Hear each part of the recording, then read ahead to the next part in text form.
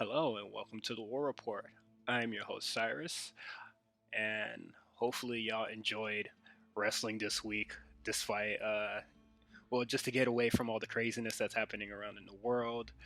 It is definitely a saving grace whenever 8 o'clock came around and wrestling was on the TV to just get away from a lot of the shit that's been happening in the world.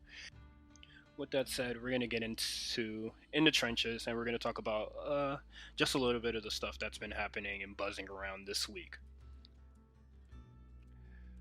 Per Heel by Nature, a report came and said that AEW will be moving to Miami in February, and I think it may be due to getting away from the cold weather in Jacksonville, which honestly I think is a little too late for Florida standards. Honestly, like I think the cold weather would be long gone by then. But I know during I believe either the week before Christmas or the Christmas episode, they mentioned how like cold it was during inside Daly's place.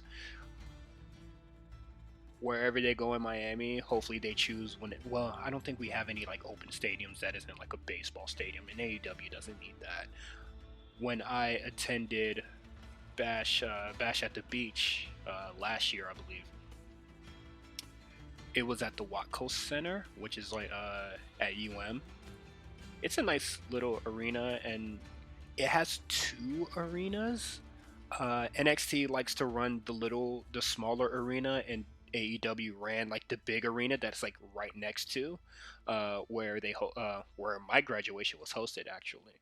So I think it will be a nice good spot. There is no way in hell that they're gonna do um, the American Airlines Arena, especially with basketball going on. I don't even think they could fill that place up. Um, they could possibly do the War Memorial Center. I know ROH used to do a lot of shows in there, but that's not Miami. That's more Fort Lauderdale. Getting real local here, but I definitely think that they most likely are going to want to run in the Watco Center, especially since NXT isn't doing house shows there anymore, due to the world being the state that it's in. So AEW finally moving into somewhere that looks different will be something interesting. Hopefully, they don't have too many fans in there. Jesus Christ, I'm not showing up. Please do not. Don't ask me if I'm going to an AEW show. I'm not going to an AEW show. I just oh, I would say for the Bash at the Beach, I did like when I saw the Fatal Four Way Tag match. That was really cool. But no, I'm not going to an AEW show. And per PW Insider, it's that time of the year. It's call up talk, and supposedly everybody likes to say it that everybody is saying that Roman Reigns stopped the KO. No, not the Damian Priest call up and assisting KO, which I think it wouldn't make any sense at all. If you're gonna call anybody up to help KO, even honestly, I think they should do it temporarily. It should be Undisputed Era, or just send Adam Cole. Just send Cole, and Cole does not even have to like touch Roman. Honestly, I think that Adam Cole can handle Jey Uso and then get him out of the picture, and that's all KO really needs. But after watching the SmackDown a couple hours ago, it looks like they're kind of moving forward away from the KO direction. So it is what it is, and I think it's long overdue. Another call up is rumored is to be Rhea Ripley. Get her out of here. Get her out of here. Rhea Ripley should have left long time ago. I think after her match, I think after honestly, it should have been in the cards after War Games. I was gonna say after the Io Shirai match, but War Games would have been a really good time to just like break her away. And now that she lost to Raquel this Wednesday, I just don't know what they're gonna do with her, especially with a whole bunch of other things that are coming up. But we'll talk about that when we talk about NXT.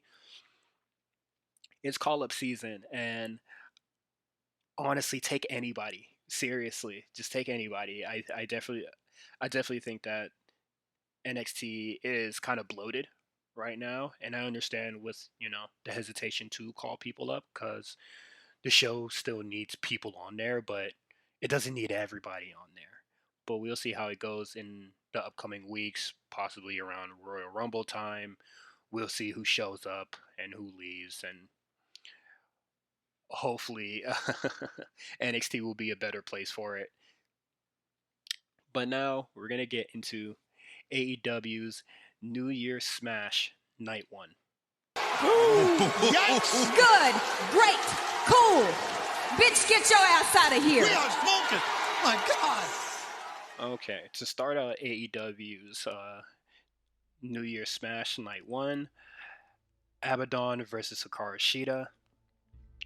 I am a big proponent of giving people time to shine and seeing what they can do, and the sink or swim, all that other stuff.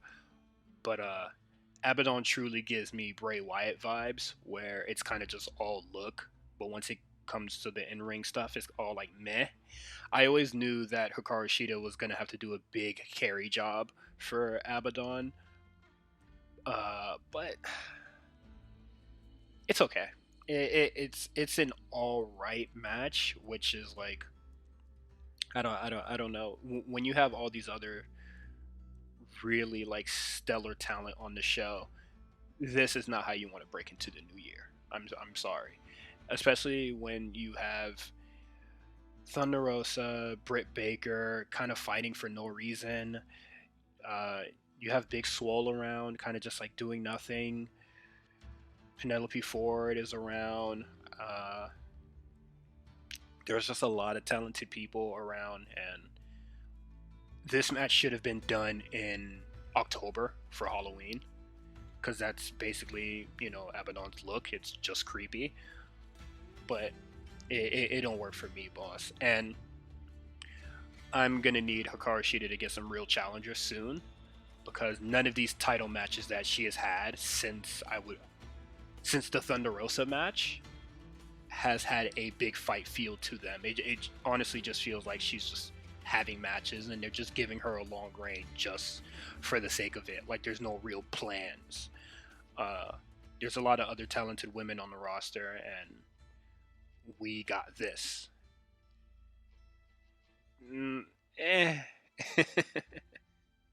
And next up, we have the weigh-in.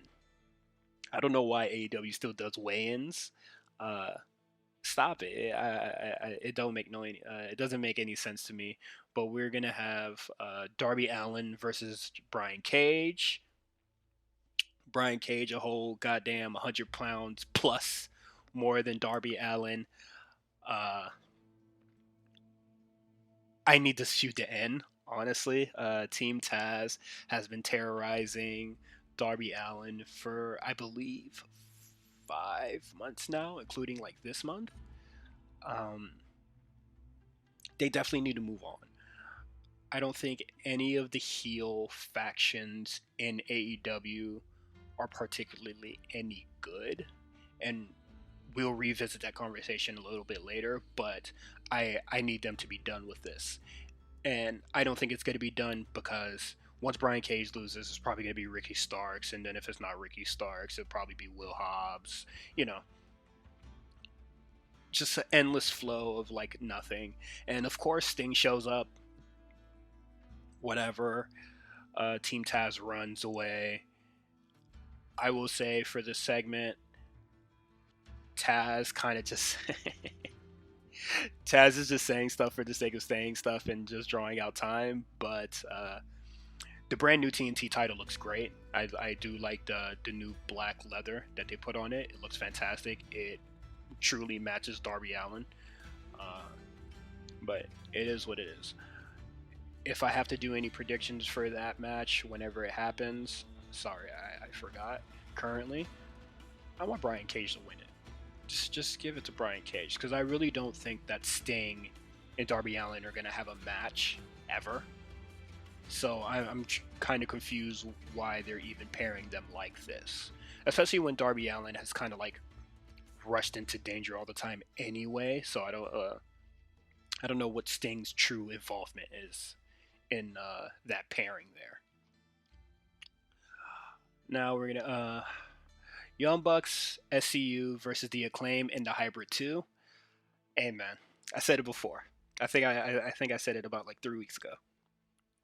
I do not like the Hybrid 2 finally being used, and all they do is just lose to the Young Bucks. I do not like this one bit. I think they are. Angelico and Jack Evans are an amazing pair. They are amazing single wrestlers in themselves, and just bringing them in because you ran out of tag teams to beat just doesn't sit well with me. Uh, I thought the match was okay. Obviously, everybody just working around the Acclaim. The Acclaim are not great, but the Hybrid 2 definitely made up for their side with athleticism and, you know, Jack Evans and Angelico just being amazing. After the match, SCU, the Young Bucks win. They get the win with the best Meltzer driver ever, which I thought it was pretty cool.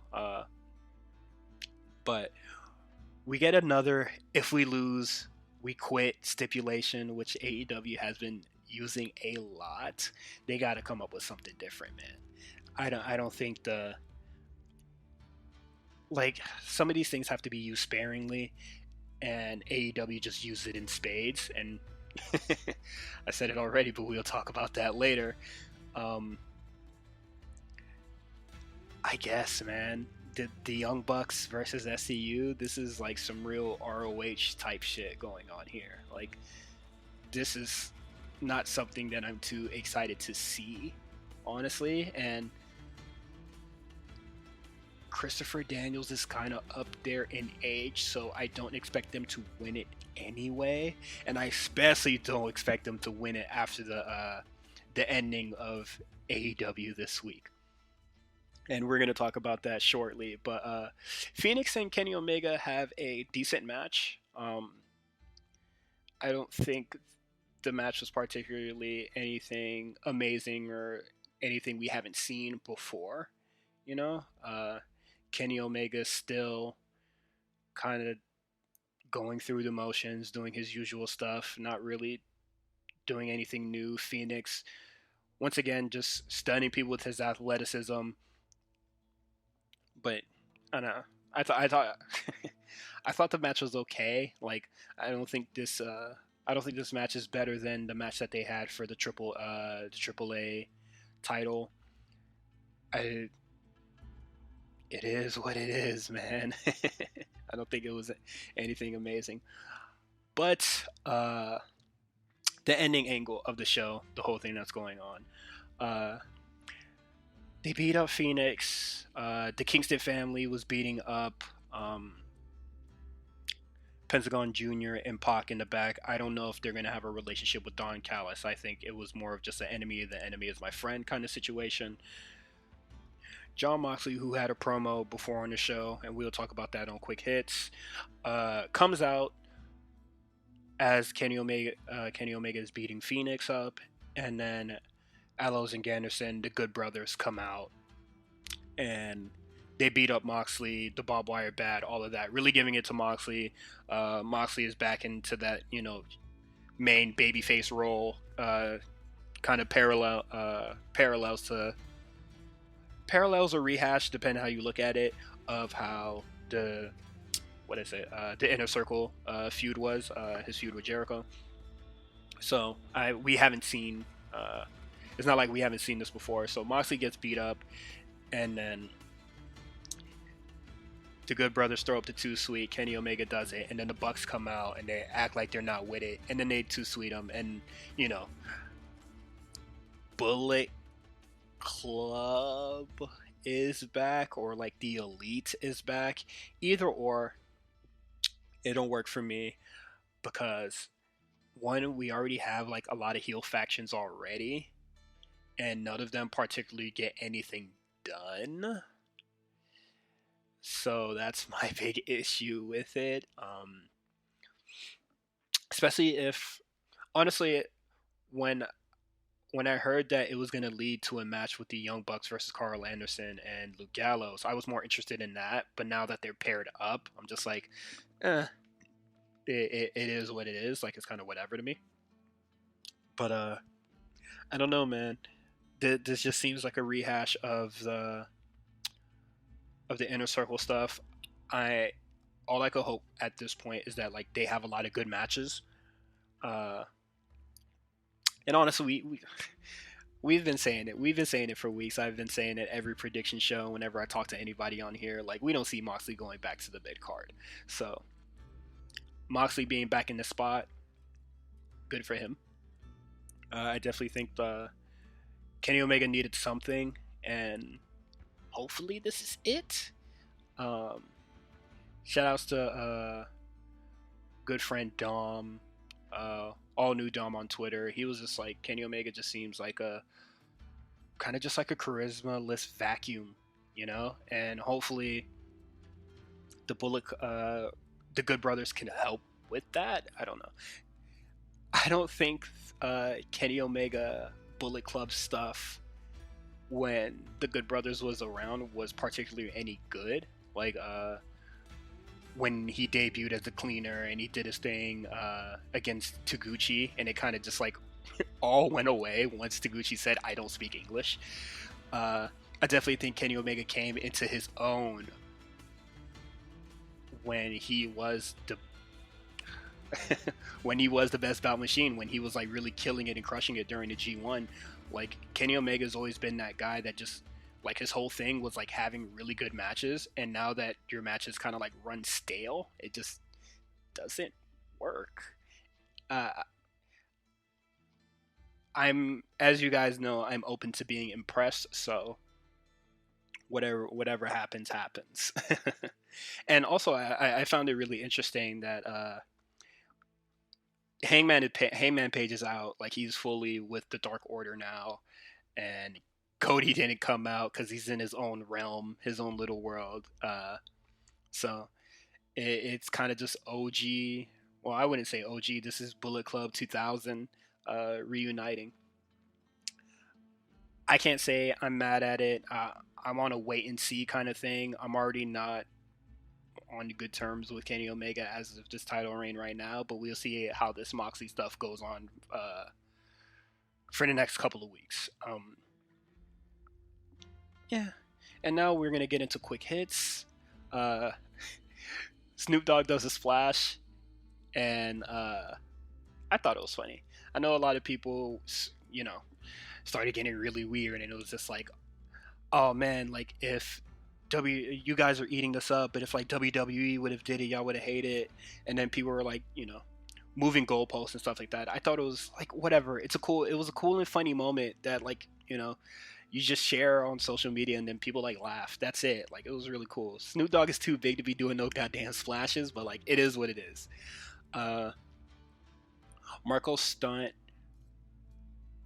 has a I was gonna say really good promo, but I will word it as finally getting some mic time and getting some character, and I thought that was really cool. Jungle Express have been, I've been saying it. They've been beaten down and bruised really badly, and they're gonna have the rematch with FTR next week, and I think it's interesting now because Marco Stunt is like fired up, more like, and that's more than nothing because Jungle Boy has always been like like the star of it, but Marco Stunt finally getting like some character to go along with the rest of Jungle Express. I think that's cool. The match between Wardlow and Jake Hager, Jake Hager sucks, man. Hey man, this dude sucks, man. Wardlow really tried his best. I will say that I think it's really cool that Jake Hager took the pin there, putting over a new talent, which is like something that Jericho normally takes his time on. But I think this match was better. It was booked better. I'll say that. uh, then I would say it's booked better than all the MJF stuff and a lot of the Orange Cassidy stuff. Like Wardlow and Hager kind of just like stared at each other for a really long time and vocalized their disputes and stuff like that. But like, and they finally got into the ring, and I think it's like a done deal now. That's kind of just all I needed. You know, I don't need a 3 match series of this. I don't need this to go until March.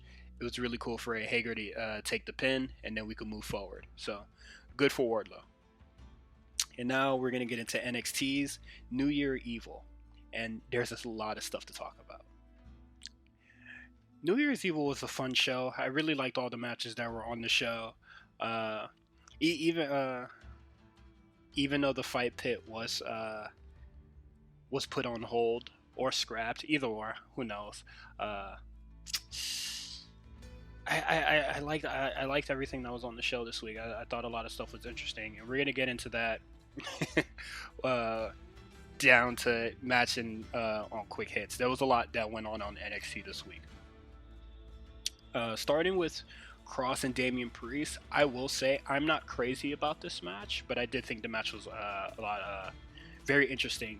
Damian Priest just showing how resilient he is, playing a very different role that we're not used to in a lot of his matches.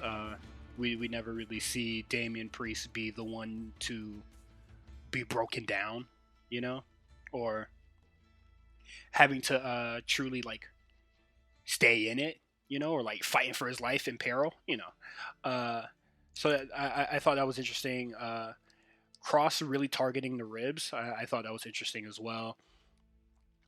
It is not as violent as I thought it was gonna be, if that makes sense. Like I did like it, but they kept it all in for mostly. I was gonna say they keep it a lot of it is in ring, but I would say my expectations for the match kind of like skyrocketed when, you know, they locked up, but then they're like kind of just like slugging, violently dancing around. I thought that was really cool. But I would say that this match is really good. Not my favorite match on the show, but I did think it's great.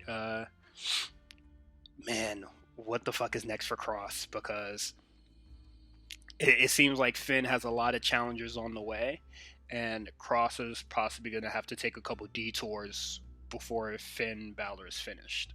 So we'll see how that goes. Santos Escobar and Grand Metalik. My expectations were not very high for this match. I will say that, but it exceeded my expectations. Honestly, I thought this match was really great. Grand Metalik really showed everybody who the hell he really is, and I didn't know that they used to be former tag team partners, so they just blended well together. Honestly, I didn't think, you know, two luchadors were not. It was going to be like a styles clash or anything, but this match was really good. It all came together, and Santos Escobar getting a win on a main roster person, although it might not be the most prominent person on the main roster, is still a win over somebody on the main roster, and that's huge. So hopefully they can do more with Santos Escobar in the future, which is all I'm hoping for 2021, honestly. I kind of just want to see him beat non-cruiserweight guys. Excuse me. And now we're going to get to my... I'm debating on which if this is my favorite match on the show or not, between this and the main event. But Raquel Gonzalez versus Rhea Ripley. I thought this match was all sorts of fun. I loved all the dangerous spots. When when Rhea Ripley took the backdrop onto the table, and it was like all of her lower spine and her head like just bounced on the floor. God damn.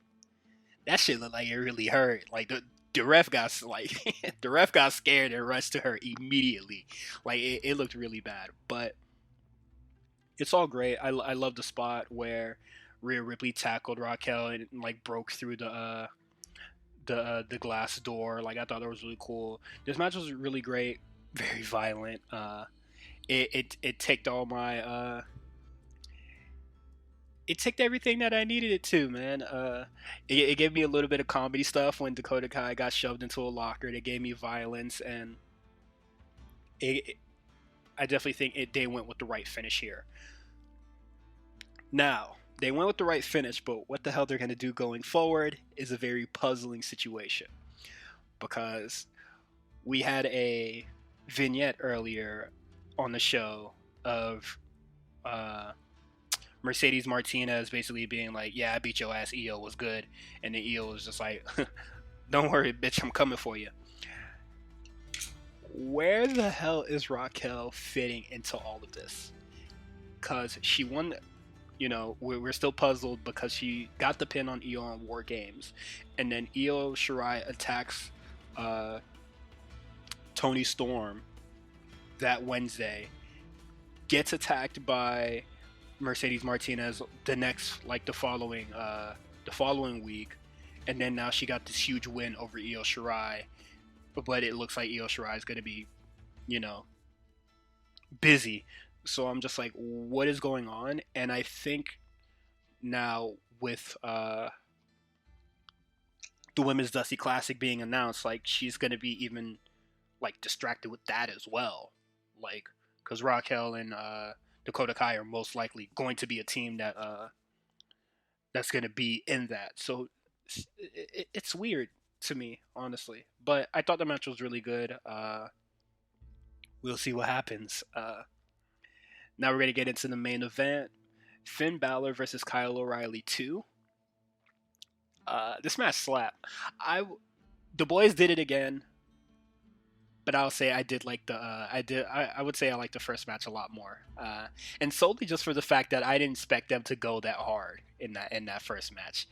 Second match, I was I was ready for them to just go out there and kill each other, but this match was really good. It doesn't seem like they're finished with it. Like it doesn't seem like they're finished with Kyle just yet. So Karrion Kross last week, he can say like it don't matter who wins. Like I'm coming back for my title.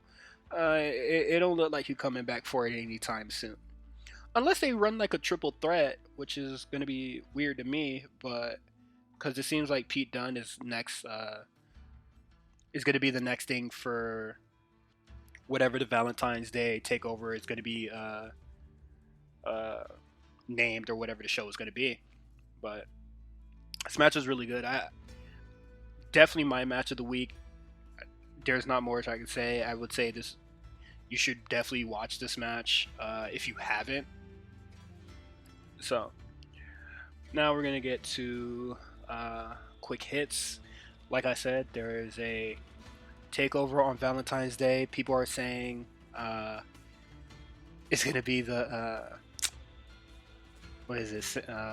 Valentine's Day, St. Valentine's Day Massacre, which I don't know, boss.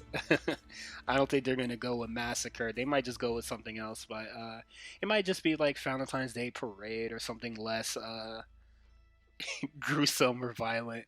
So we'll see what it's gonna be called. Thatcher wasn't cleared to be in the fight pit.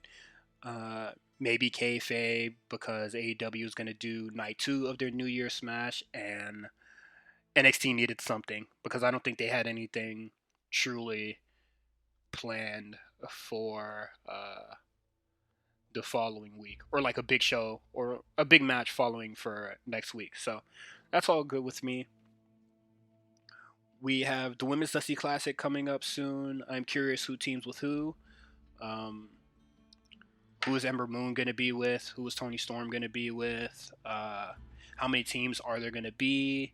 Who's going to face Team Ninja and get that win on the first round? Is Xia Li going to be in it? Speaking of Xia Li, I loved her re-debut. NXT really likes the spooky thing a lot.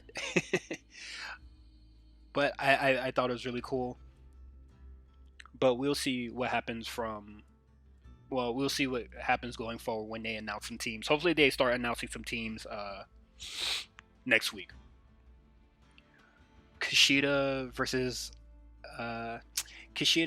Shotzi Blackheart versus Johnny Gargano and Candice LeRae. I thought that was a really cool and fun moment to kind of slow down the show, or just give us a change of pace on the show. Like, I thought that was really interesting and fun.